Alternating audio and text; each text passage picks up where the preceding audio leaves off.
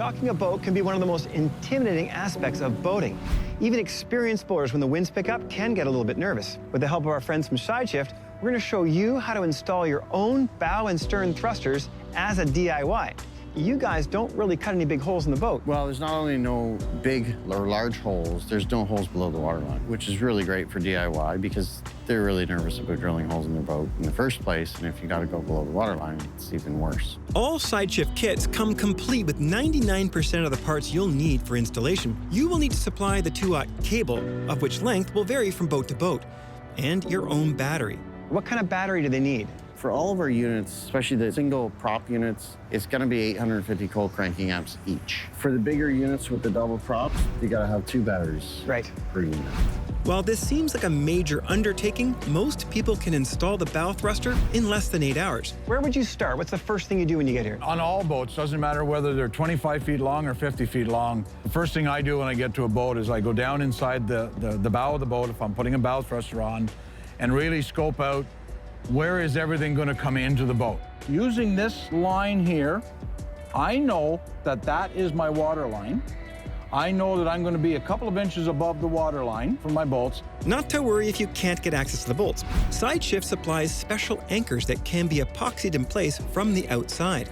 These holes for the V-strap need to be, I typically put them 2.5 inches above the water line. Pro tip number 2, to minimize gel coat chipping, start a pilot hole with a smaller drill bit and work your way up to 5/16. With the 2 V-strap holes drilled, run a bead of Sikaflex around the holes on the inside of the V-strap.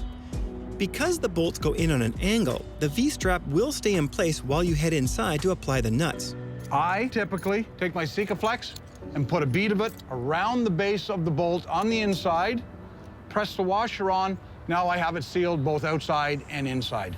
Don't forget to add a small amount of the Worth anti-seize supplied in the kit to the stainless bolts before you tighten the nylock nuts.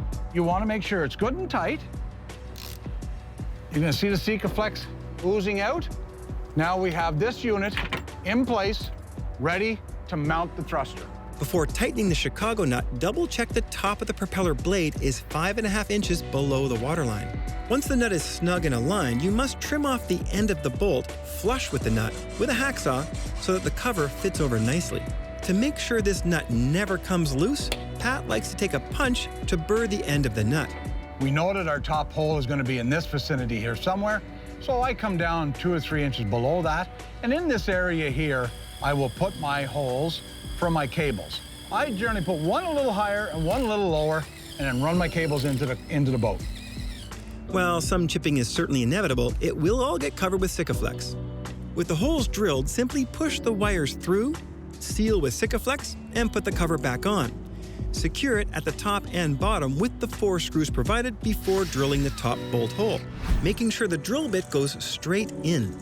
Thread the bolt in and then spread Sikaflex around the hole before tightening the nut.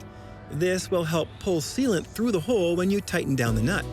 On the inside, use the spacers and washer provided to help secure the bolt. Don't forget to use the provided anti-seize on these stainless parts. We're done.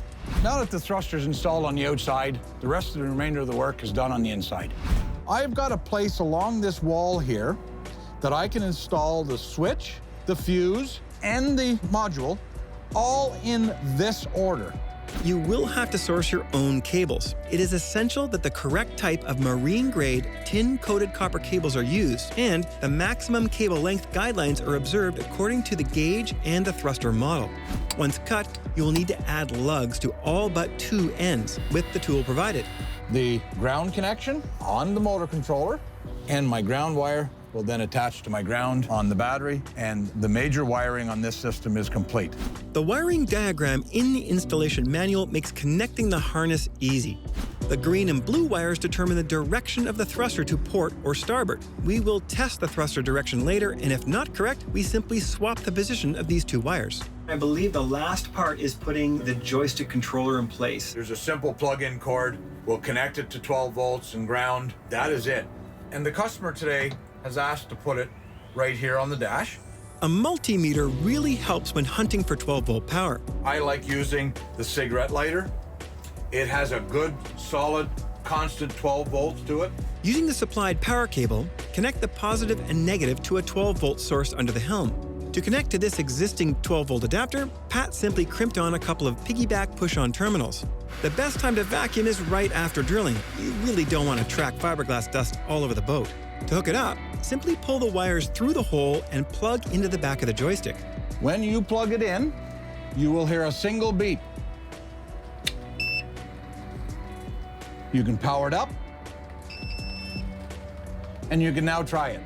Once you confirm the joystick will power on and operate the thruster, you just need to seal it in place with the supplied Sikaflex sealant. So that's about it. We're basically done. We are. How do we know when we push left, the boat's going to go to port, and when we push right, the boat's going to go to starboard? Well, you know what, John? I'm going to take you outside and I'm going to show you how to fix that. All right, let's see. Starboard. And I'm wrong. Very easy fix. All you have to do to change direction of the propellers is simply switch the two small outside wires on the motor controller. And that is it for the bow thruster. Tune in next week to see us install the latest SS230 OB stern thruster.